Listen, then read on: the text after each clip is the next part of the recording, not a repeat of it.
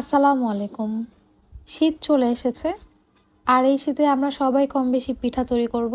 এমন অনেক পিঠাই আছে যেটা তৈরি করার জন্য আমাদের খিরসার প্রয়োজন হয়, আর তাই আজকে আমি তৈরি করে দেখাবো পারফেক্ট একটি খিরসার রেসিপি।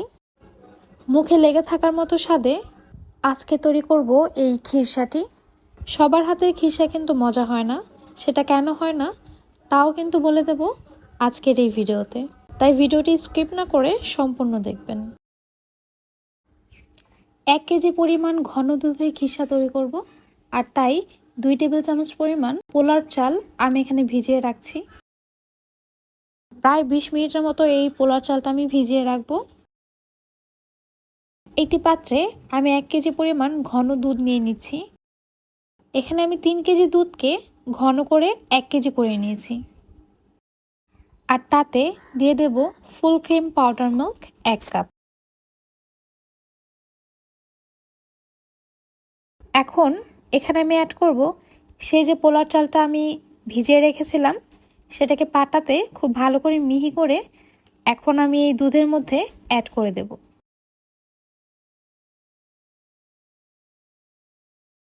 সবগুলো উপকরণকে খুব ভালো করে মিশিয়ে নেব।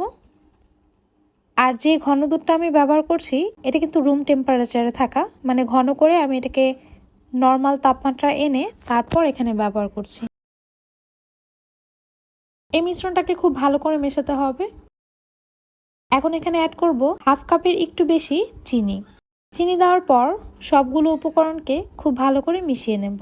আমি যে পরিমাণ চিনি এখানে ব্যবহার করেছি সেটা আমার অনুযায়ী পুরো পারফেক্ট ছিল, তবে আপনারা যদি আরেকটু বেশি মিষ্টি খেতে চান সেক্ষেত্রে চিনির পরিমাণটা একটু বাড়িয়ে দিতে পারেন।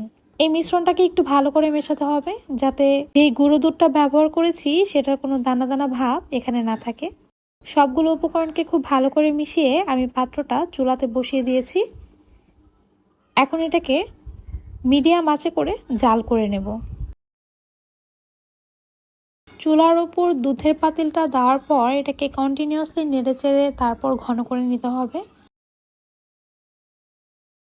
আর চুলার আঁচটা কিন্তু মিডিয়ামে রাখবেন। এখন বলে দিচ্ছি সবার হাতের খিরসা মজা কেন হয় না। এটার প্রধান কারণ হচ্ছে ঘন দুধ ব্যবহার না করা। অনেকেই শুধুমাত্র একটু বেশি পরিমাণে চালের গুঁড়া দিয়ে এবং নর্মাল দুধ দিয়েই খিরসা তৈরি করে ফেলেন, যার ফলে খিরসাটা কিন্তু খেতে অতটা বেশি মজা লাগে না। তাই খিরসা তৈরির ক্ষেত্রে দুধটাকে অবশ্যই ঘন করে নেবেন। আর চালের পরিমাণটা খুব বেশি দেওয়া যাবে না, আবার একেবারেও কম দেওয়া যাবে না। 1 কেজি ঘন দুধের জন্য আমি যে পরিমাণ চাল নিয়েছি আপনারা ঠিক সেই পরিমাণ চালটাই ব্যবহার করবেন, তাহলেই খিরসাটা পুরো পারফেক্ট হয়।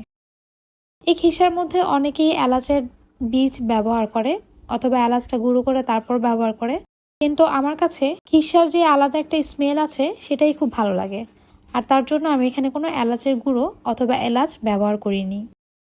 ঘন করার এক পর্যায়ে দুধের কনসিস্টেন্সিটা যখন এইরকম চলে আসবে ঠিক তখন চুলাটা বন্ধ করে এই দুধটাকে ঠান্ডা করে নিতে হবে। খিরসাটা যখন নর্মাল টেম্পারেচারে চলে আসবে তখন দেখতেই পারবেন এটা একটু শক্ত হয়ে যাবে, আর এটাকে ফ্রিজে রাখলে আরও বেশি শক্ত হয়ে যাবে। আমি আপনাদেরকে কেটে দেখাচ্ছি, তাহলেই হয়তো বুঝতে পারবেন এটা কতটা পারফেক্ট হয়েছে।